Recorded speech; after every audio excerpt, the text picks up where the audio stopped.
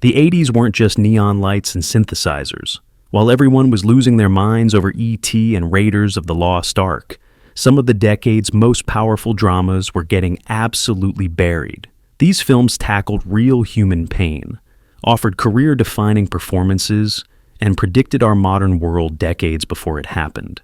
But most people have never heard of them. The king of comedy. Nobody wanted to watch Robert De Niro play a pathetic loser. Martin Scorsese's 1982 masterpiece about obsessive fandom bombed harder than a failed comedian at open mic night, making only $2.5 million against a $19 million budget. Critics called it too dark, too weird, too uncomfortable. Jerry Lewis, playing against type as a talk show host, even suggested an ending where Rupert Pupkin gets shot down on live television. Scorsese refused. The movie follows Rupert Pupkin, a delusional wannabe comedian who kidnaps his idol just to get 5 minutes on TV. Sound familiar? This was 1982, decades before reality TV, social media influencers, and people becoming famous for being famous. De Niro spent months perfecting Pupkin's awkward hand gestures and nervous energy, creating a character so cringy that audiences literally couldn't watch. The film's basement talk show set, complete with cardboard cutouts of celebrities, feels like every desperate YouTuber's bedroom today.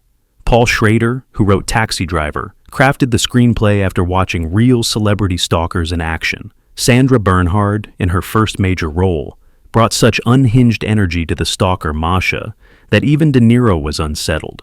Today, the king of comedy looks prophetic. It predicted our entire culture of parasocial relationships and fame addiction. But in 1982, audiences weren't ready for a mirror that reflected this ugly. Atlantic City. Burt Lancaster was 67 years old and supposedly washed up when Louis Malle cast him as a small-time gangster dreaming of past glory. This Canadian-French co-production cost almost nothing to make, but earned Lancaster an Oscar nomination and reminded everyone why he was once Hollywood royalty.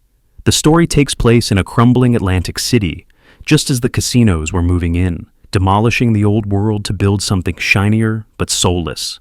Lancaster plays Lou Pascal, an aging numbers runner who takes care of a dead gangster's widow while watching his young neighbor Sally wash herself with lemons every night to get rid of the fish smell from her casino restaurant job.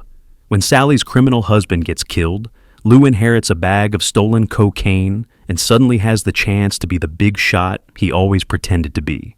The movie was shot in late 1979 under insane time pressure, with Malle getting funding only if he finished before 1980. Susan Sarandon suggested her friend John Guare's script during a desperate dinner meeting, and they started filming within months. The famous lemon washing scene wasn't exploitation. It had a practical purpose. Sarandon's character worked shucking oysters and needed to remove the smell. Most of the supporting cast came from Canada and France, giving the film an outsider's perspective on American dreams. Atlantic City won 5 Academy Award nominations, including Best Picture, but took home nothing. Critics loved it, calling it a bittersweet romance powered by 2 incredible performances. But audiences ignored it, probably because it was too honest about aging, failure, and the way America discards its past for quick profits. Paris, Texas. Wim Wenders had already made his reputation with hypnotic road movies when he tackled this story of a man walking out of the desert like a broken prophet. Harry Dean Stanton delivers the performance of his lifetime as Travis Henderson, a guy who's been missing for 4 years and emerges from the Texas wasteland with no memory of who he is or what he's done. His brother Walt drives down to collect him, and slowly we learn Travis abandoned his wife and young son after some kind of domestic catastrophe. The movie won the Palme d'Or at Cannes, but American audiences didn't know what to make of a 147-minute meditation on family, masculinity, and the mythology of the American West. Sam Shepard co-wrote the screenplay, bringing his understanding of broken men and broken families to Wenders' visual poetry. Robbie Mueller's cinematography turns the Texas landscape into something biblical, all red dust and endless sky. The film's most famous sequence takes place in a Houston adult club, where Travis finally confronts his estranged wife Jane through one-way glass. He tells her the story of their relationship's destruction while she can't see him, only hear his voice. It's devastating and perfect. Ry Cooder's guitar score became as iconic as the film itself, turning simple melodies into emotional devastation. Roger Ebert called it one of the few films to capture the American soul, but it barely made a dent at the box office. Maybe it was too slow, too European, too honest about male violence and guilt. Raging Bull. Wait, you know Raging Bull, right? Wrong. You know it won Oscars and got called the greatest film of the 1980s by critics' polls. But when it opened in 1980, it was almost a commercial failure. Scorsese's black and white boxing drama made only $23 million on an $18 million budget, barely breaking even.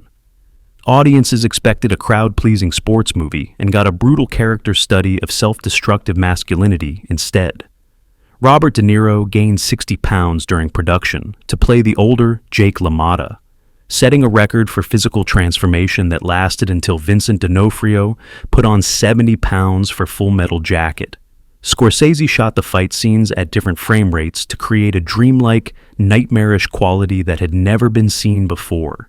He filmed in black and white partly because color film stock was fading, but mostly to distinguish it from every other boxing movie. The sound design used everything except actual boxing sounds. Punch impacts were made from watermelons hitting concrete, gunshots, and animal cries mixed together. Thelma Schoonmaker's editing turned violence into poetry, cutting between the ring and LaMotta's bedroom to show how everything was a fight for this guy. The real Jake LaMotta was kept on set only during fight scenes because Scorsese didn't want him to see how brutally the film portrayed his personal life. Martin Scorsese made it while recovering from a drug overdose that nearly killed him, pouring his own self-destructive tendencies into LaMotta's story. It lost Best Picture to Ordinary People, but time has rendered a different verdict. Today, Raging Bull appears on every greatest films list, but in 1980, people just weren't ready for that level of honesty about male rage. Blowout. Brian De Palma followed up his massive success with Carrie and Dressed to Kill by making his most personal film, a Watergate-era thriller about a movie sound technician who accidentally records evidence of a political assassination. John Travolta plays Jack Terry, a guy who records sound effects for cheap horror movies and gets caught up in a conspiracy when he witnesses a car crash that kills a presidential candidate. De Palma based the film on Antonioni's Blow Up, but updated it for post-Vietnam, post-Watergate America, where paranoia was justified and the good guys don't always win. Nancy Allen plays Sally, a call girl who was in the car during the crash and becomes Terry's only ally in exposing the truth. The movie cost $18 million and made barely $12 million, probably because audiences expected grease and got political paranoia instead. De Palma's trademark split-screen techniques and elaborate camera movements turned Philadelphia into a maze of conspiracies and dead ends. The film's climax, set during a 4th of July celebration, combines patriotic imagery with brutal violence in a way that feels both satirical and genuinely disturbing. Travolta gives his most complex performance, playing a man whose technical expertise makes him the perfect witness to corruption, but also puts him in mortal danger. Critics were divided, some calling it a masterpiece of paranoid filmmaking, others dismissing it as pretentious, but Blowout has grown in reputation, especially after Oliver Stone cited it as an influence on JFK. It's become the definitive film about how truth gets buried in America. But in 1981, people weren't ready for that level of cynicism. After Hours. Martin Scorsese needed a quick palate cleanser after the intensity of Raging Bull, so he made this nightmarish comedy about a word processor who gets trapped in Soho after dark. Griffin Dunne plays Paul Hackett, an ordinary guy whose simple coffee date turns into a surreal odyssey through New York's underground art scene, complete with angry mobs, mysterious women, and escalating paranoia. The entire movie takes place during one night and feels like a fever dream version of Kafkaesque bureaucracy. Scorsese shot it for only $4.5 million, using handheld cameras and practical locations to create a sense of claustrophobic panic. The cast includes Rosanna Arquette, Linda Fiorentino, and Catherine O'Hara as various women who either help or torment Paul during his increasingly bizarre journey. Each encounter gets more surreal, from Arquette's suicidal performance artist to O'Hara's vindictive ice cream truck driver. The film won Scorsese the Best Director prize at Cannes, but American audiences didn't know what to make of a Scorsese comedy. It made only $10.9 million domestically, probably because it was too weird for mainstream tastes and too conventional for art house crowds. Film critics praised its technical brilliance and dark humor, but After Hours got overshadowed by Scorsese's more famous work. The movie predicts modern urban anxiety perfectly, turning Manhattan into a hostile maze where technology fails and strangers become threats. It's Scorsese's most underappreciated film, a perfect little nightmare that shows his range beyond gangsters and violence. The Mosquito Coast. Peter Weir directed Harrison Ford in his most challenging role, playing an obsessive inventor who drags his family into the Honduran jungle to escape American civilization. Ford's Ali Fox is a brilliant but dangerous man who believes he can build utopia in the wilderness, even if it destroys everyone he claims to love. The film was based on Paul Theroux's novel and cost $25 million to make, but only earned $14.3 million at the box office. Audiences expected Indiana Jones and got a complex study of American idealism turned toxic. Ford lobbied hard for the role because he wanted to play against type, showing the dark side of the confident heroes he usually portrayed. Weir shot the film in Belize, using the jungle environment to show how Fox's paradise gradually becomes a prison for his family. River Phoenix plays Ford's son, Charlie, who narrates the story and slowly realizes his father is not the hero he once believed. Helen Mirren is devastating as the mother who watches her husband's obsession destroy their children's innocence. The film's production was grueling, with cast and crew battling tropical diseases and hostile conditions that mirror the story's themes. Maurice Jarre's score combines electronic and traditional elements to create a sense of isolation and creeping dread. Critics praised Ford's courage in playing such an unsympathetic character, but audiences stayed away. The Mosquito Coast is really about the danger of American exceptionalism and the way idealistic men can become tyrants in their own families. But in 1986, people weren't ready for Harrison Ford to be the villain, the Cotton Club. Francis Ford Coppola's passion project about the famous Harlem nightclub should have been a guaranteed hit. It starred Richard Gere and Diane Lane, featured incredible jazz music and dance numbers, and cost a staggering $58 million to produce. Instead, it became one of the biggest flops of 1984, earning only $25.9 million, and nearly bankrupting Coppola's production company. The film tells parallel stories of a white cornet player and a black tap dancer trying to make it in 1930s Harlem, while gangsters control the club, where only white customers can sit and watch black performers. Coppola wasn't the first director attached to the project. Millions had already been spent before he signed on, and the budget kept ballooning as production companies and screenwriters changed. The film's complex production history included mob connections that mirrored the story itself. Multiple investors pulled out, scripts were rewritten constantly, and Coppola had to mortgage his own properties to finish the film. Gregory Hines gives a powerhouse performance as the tap dancer Sandman Williams, bringing authentic skill and emotional depth to every scene. The movie's period detail is extraordinary, from Art Deco sets to vintage costumes to actual Cotton Club memorabilia.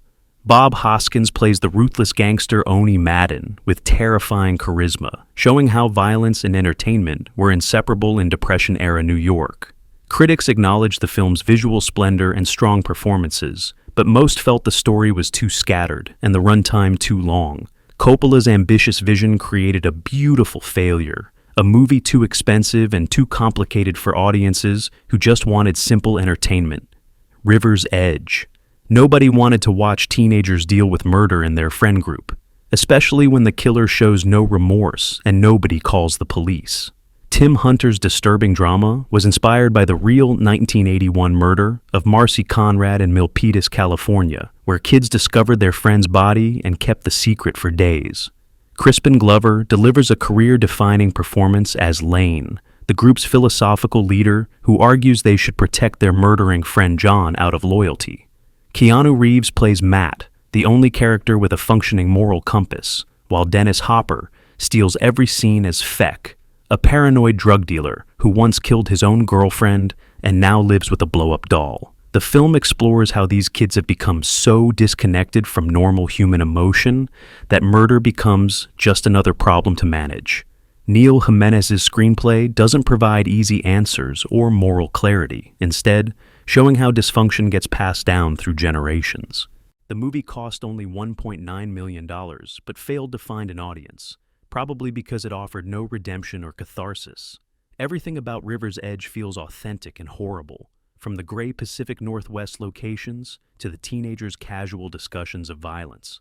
Hopper's performance is both hilarious and terrifying, a man so warped by his own crimes that he can't distinguish between real people and plastic dolls.